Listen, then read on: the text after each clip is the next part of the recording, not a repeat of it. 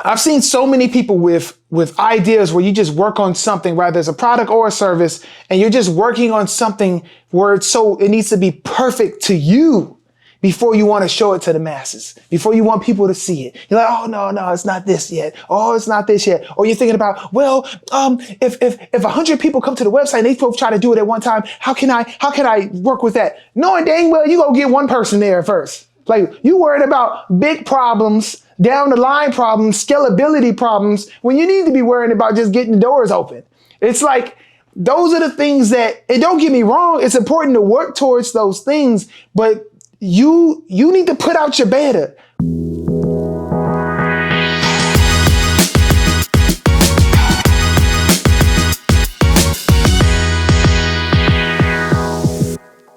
Hey, what's going on, everybody? Welcome to the 9% Show. I am your host, Steven Burton. And here at the 9%, y'all already know, we keep everything 100. If I haven't done it, not doing it, or not about to do it, it will not come out my mouth. So welcome to the 9%. As always, like we do around this time, take a toast to the 9%ers out there and those that would like to be into the 9% club one day.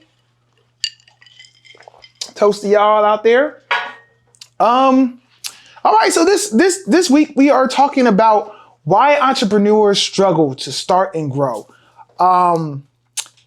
This is a cool topic just for me, just because it's so much that I could, well, like everything else in this show, I could personally relate to. But I really could personally relate to why there is some struggles to like really start a business, even sometimes this is a business show, but that's not necessarily mean a business. Like people could start like a passion project, a little side hustle, a side anything, and it's hard to start it. And let alone if you get to that starting stage and it's hard to grow it.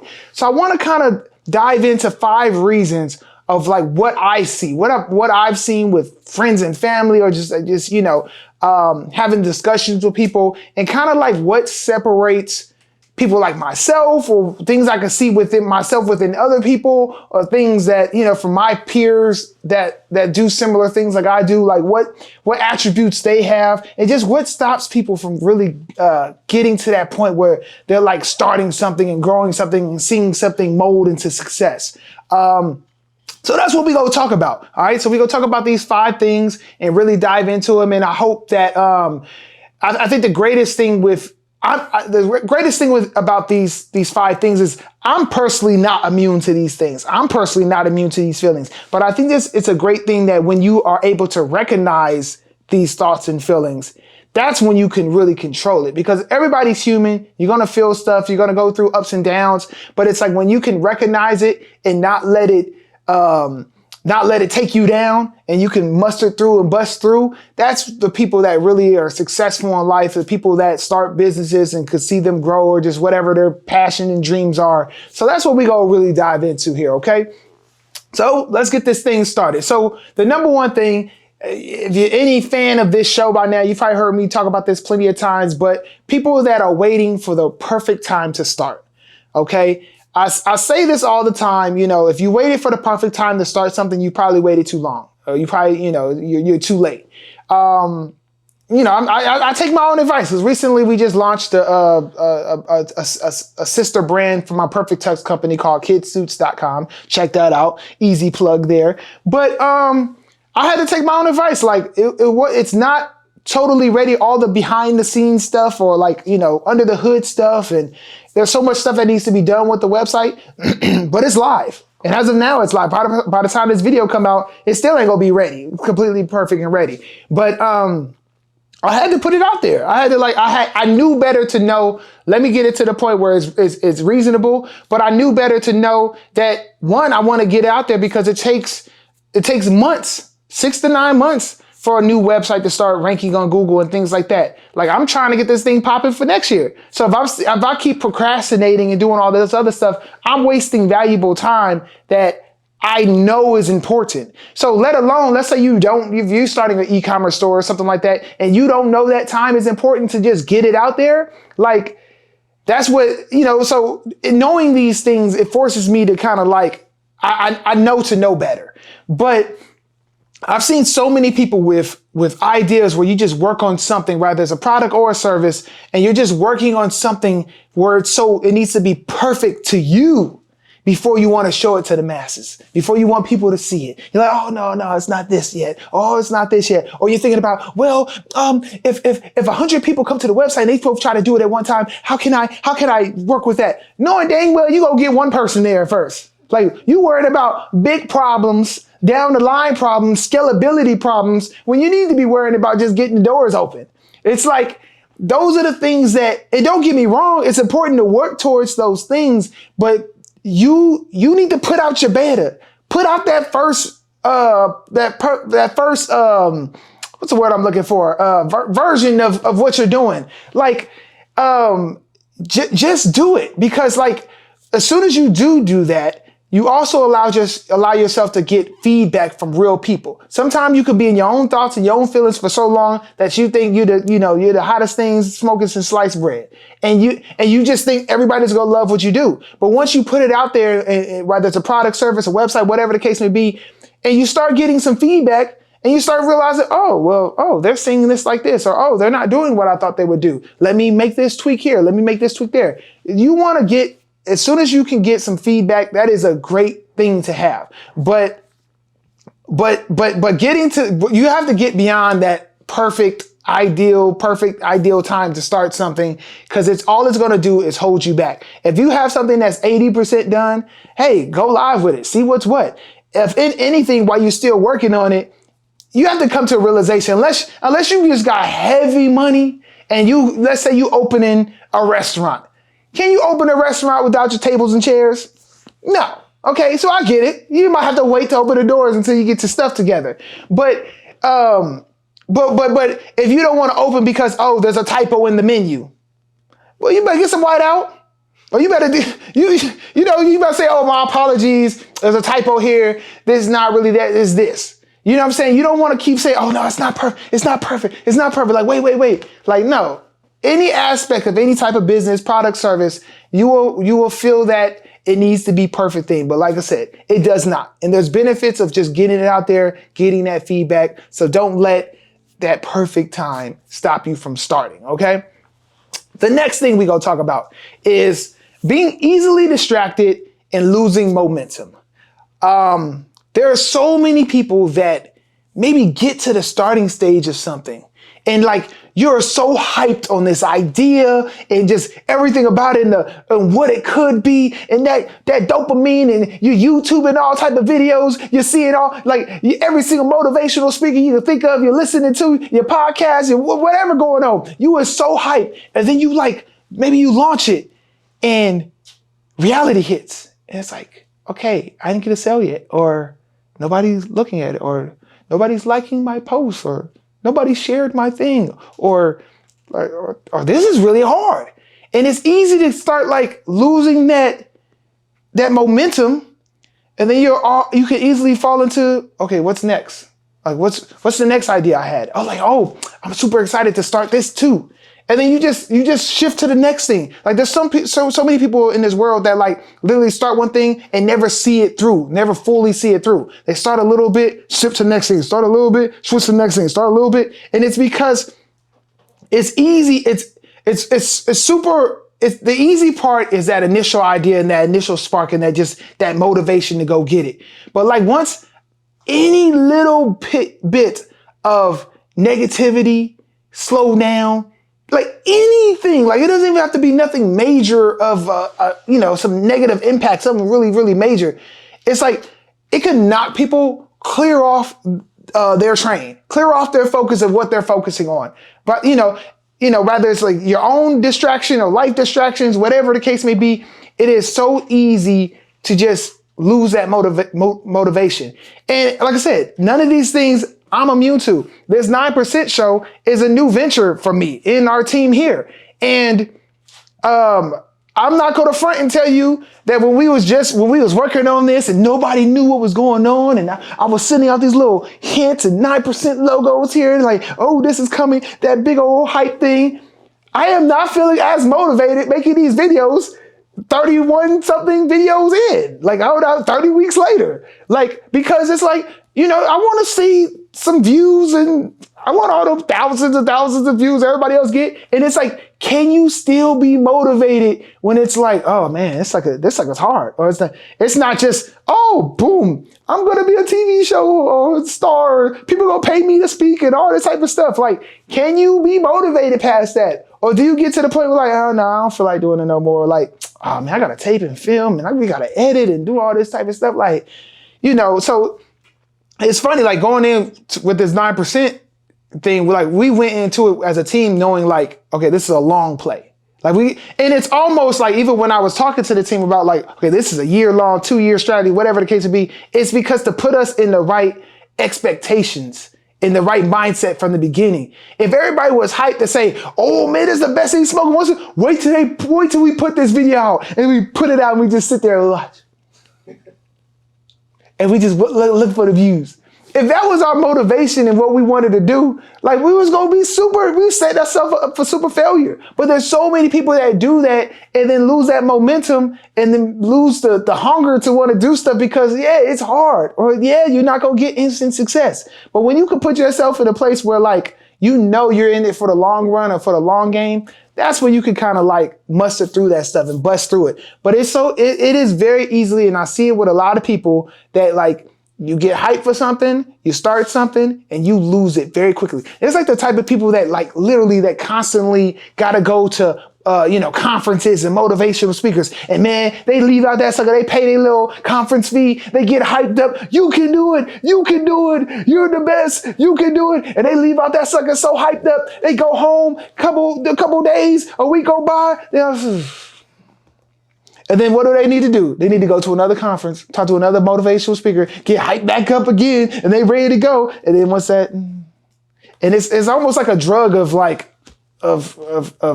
I know you can. It's like, like people want to feel that. But like once that reality hits, there's few people that can know how to kind of like get through that or stay focused on their goal, even when it's not going that great off the jump. So be focused or be aware of that feeling, okay? All right, so number 3, lacking an understanding of business essentials.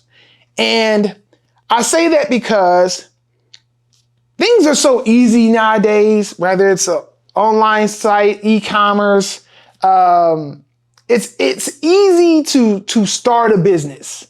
Like there's still levels to businesses. Like not everybody can start a franchise or not everybody can open a brick and mortar. Cause like I said, the cost and things like that. But if money wasn't an issue, last time it's just money stopping people from doing certain things. But let's say that money wasn't an issue. You could do anything your heart desired.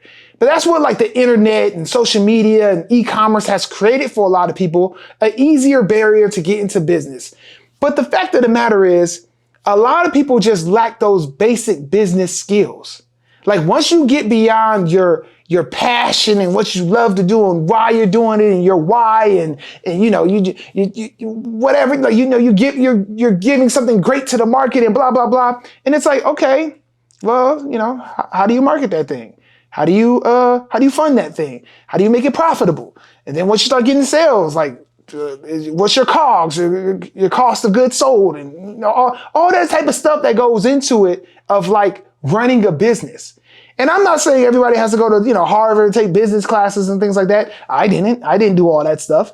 But I do truly believe that a lack of business knowledge from the basic standpoint is what people are missing. For me, before I even started my perfecttux business, I was going to score.org. I mentioned score.org all the time. They have workshops on I remember there was one I went to, like starting a business A to Z.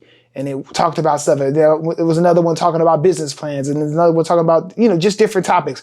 Your QuickBooks and your book. Like I did all the things to prepare myself for the other things that goes on with a business from under the hood that I wasn't truly familiar with. Or it's even some things I was familiar with, but I still wanted I wanted to know. I wanted to understand what I'm diving into.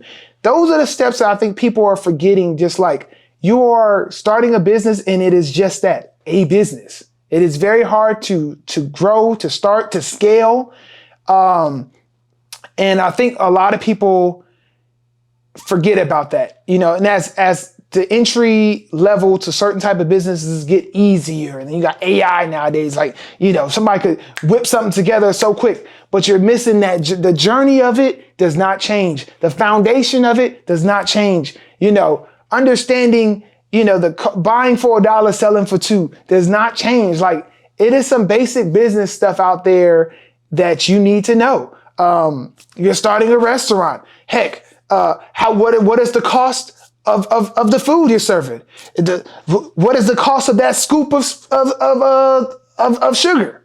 You need to know what it truly costs for every little thing that happens. Not just like, oh, I can make some killer meal. Let me pour a little bit of that, a little bit of that, a little bit of that. Let me charge it for $15. And then you realize, oh, I ain't making no money. Well, maybe it cost you $8 to make or $9 to make, and you're just not even aware of that.